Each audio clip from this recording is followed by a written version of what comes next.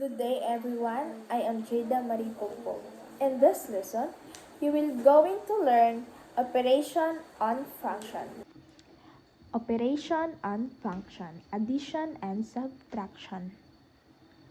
So we have f of x equal 3x minus 5. G of x equal 4x plus 6. So we have a quantity f plus g of x. B quantity minus g of x.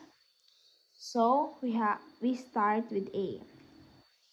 Quantity f plus g of x equal f of x plus g of x. So f of x, so we have 3x minus 5. Then g of x, and we have 4x plus 6. So we're going to substitute. So 3x plus 4x is equal to 7. Negative 5 plus positive 6 is equal to 1.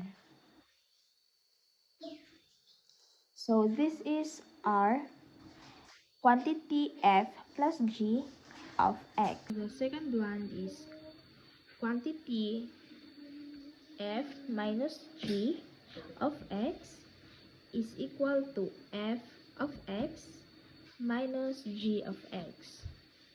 So our f of x is 3x minus 5 and g of x 4x plus 6. So copy the 3x minus 5, then 4 and 4x, we have negative 4x. Negative, then positive 6, we have negative 6. Then 3x, then 4x is equal to negative x. Negative 5, negative 6 is equal to negative 11. And that's our quantity f